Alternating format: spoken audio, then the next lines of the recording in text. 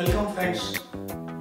આજના ટ્યુટોરિયલમાં આપણે જે અત્યારે રેગ્યુલર પ્રેક્ટિસ કરી રહ્યા છીએ પ્રમાણે સાદું ભવિષ્યકાળ સિમ્પલ ફ્યુચર ટેન્સ એની પ્રેક્ટિસ કરીએ ફ્રેન્ડ્સ. સિમ્પલ ફ્યુચર ટેન્સ આપણે ઓલરેડી શીખી ગયા, એના કીવર્ડ શીખી ગયા, એની ફોર્મ્યુલા શીખી ગયા. હવે એના આધારે આપણે આ વ્હાઇટ બોર્ડ પર 8 વાક્ય મેં તમને આપેલા છે એને જવાબ લખવાના છે. આ એક્ઝામ ઓરિએન્ટેડ પ્રેક્ટિસ છે ફ્રેન્ડ્સ, યાદ રાખજો. તમારો કોન્ફિડન્સ બિલ્ડઅપ થાય અને આપણે ટેન્સીસનું પૂરેપૂરું જ્ઞાન થાય એટલા માટે આ પ્રેક્ટિસ છે. તો તમે સમજવાનો પ્રયત્ન કરો, તમારી નોટબુકમાં લખો. પહેલું વાક્ય છે they dash out of station tomorrow. આ વાક્યમાં tomorrow કીવર્ડ તરીકે આપી દીધો છે. વાક્યમાં tomorrow દેખાય એટલે સાદા ભવિષ્યકાળ વાક્ય સિમ્પલ ફ્યુચર ટેન્સ. તો એની ફોર્મ્યુલા કર્તા પ્લસ શેલ કે વિલ પ્લસ ક્રિયાપદનો ટુ વગરનો મૂળ અથવા તો first form of the verb. તો ફર્સ્ટ પર્સન અને ફર્સ્ટ પર્સનમાં આપણે શેલ વાપરીએ છીએ, સેકન્ડ અને થર્ડ પર્સનમાં મિત્રો વિલ વાપરીએ છીએ. તો અહીંયા મેં તમને પહેલા વાક્યમાં આપ્યું છે they dash out of station tomorrow. તો what would be the correct answer? they will. અહીંયા કોર્સમાં મેં બી આપ્યું છે તો બી નું બી મૂકી જ દેવાનું. they will be out of station tomorrow. તેઓ આવતીકાલે બહારગામ હશે. બીજું વાક્ય છે friends, my sister dash a new car next week. દરેકમાં આપણે કીવર્ડ કહીનો કે તમને આપેલો હોય આઈડેન્ટિફાય કરવા માટે. નેક્સ્ટ વીક એ પણ સાદા ભવિષ્યકાળમાં વપરાય. કોન્સો મેં તમને હેવ આપેલું છે. તો જવાબ શું આવશે કે મારી બેન પાસે આવતા અઠવાડિયે નવી ગાડી હશે. તો અહીંયા હું મૂકીશ my sister will have. English આ રીતે શીખી શકાશે. કોન્ફિડન્સ તમને બધા આના આધારે મિત્રો એક વસ્તુ સ્પષ્ટ કરું કે તમને બધા જ ગુજરાતી વાક્યોની ઇંગ્લિશ આવડી જશે. Just try to take some pains. થોડી તકલીફ લઈ લો કે કીવર્ડ યાદ રાખો, ફોર્મ્યુલા યાદ રાખો અને એના આધારે ખાલી જગ્યા પૂરવાની ટેવ પાડો. Dipali not you next time. Dipali dash not dash you next time. તો નેક્સ્ટ ટાઈમ હવે પછી કોર્સમાં હેલ્પ આપી છે તો દીપાલી હવે પછી તમને મદદ કરશે નહીં.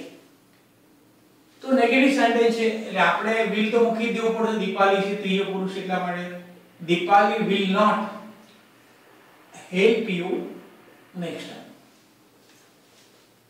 એ પછી મિત્રો મેં તમને આપ્યું છે how many letters dash Smith dash next Sunday.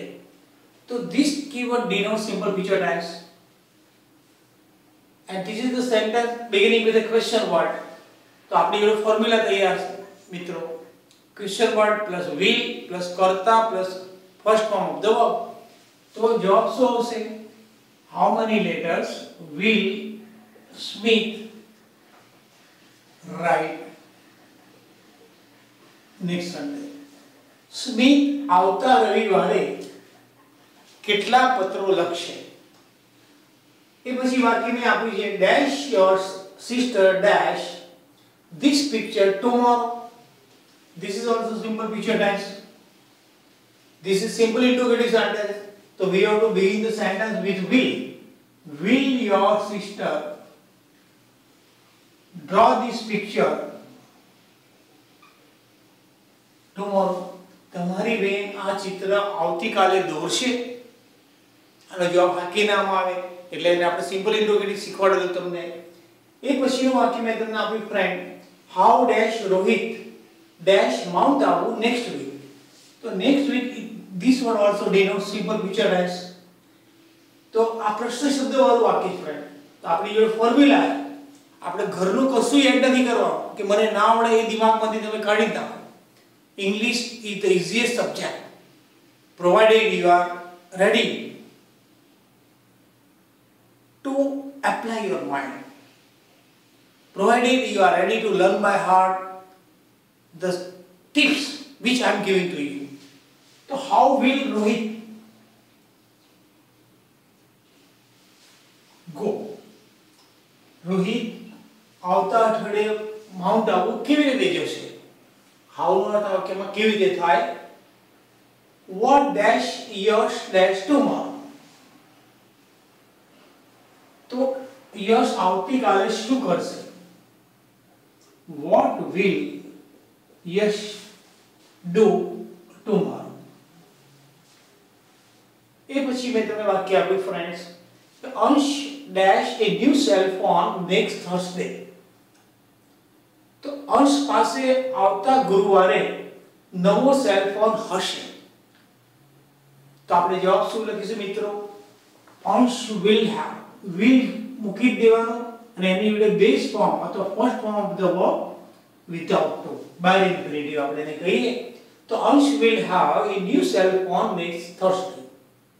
તો મિત્રો સાદા ભવિષ્યકાળમાં આપણે tomorrow, next month, next week, next year અથવા next time શબ્દ વાપરીએ છીએ. એમાં shall કે will પ્લસ ક્રિયાપદનું મૂળ રૂપ વાપરીએ છીએ. કોઈ ક્રિયા ભવિષ્યમાં થશે કે કરવામાં આવશે એટલા માટે કારનો ઉપયોગ આપણે ઓલરેડી શીખી ગયા છે મિત્રો. તો આવી જ પ્રેક્ટિસ તમે તમારી નોટબુકમાં લખી રાખજો. થોડા વાક્યો ઘરે ઘરે પ્રેક્ટિસ કરો અને એક હેબિટ પાડો.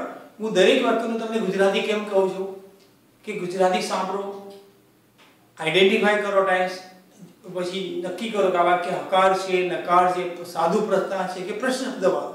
એ પ્રમાણે જોઈને એનું ટ્રાન્સલેશન કરવાનો પ્રયત્ન કરો.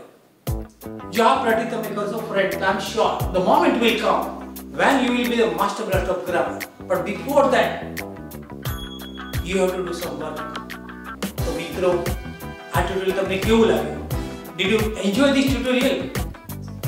Did you like this tutorial friend? So do like this video and do subscribe our channel for more and more update. તો હવે આપણે બીજા મિનિટમાં મિત્રો કંઈક નવું શીખવા માટે, કંઈક પ્રેક્ટિસ કરવા માટે મળી જઈએ. ત્યાં સુધી રજા આપશો. આવજો ફ્રેન્ડ.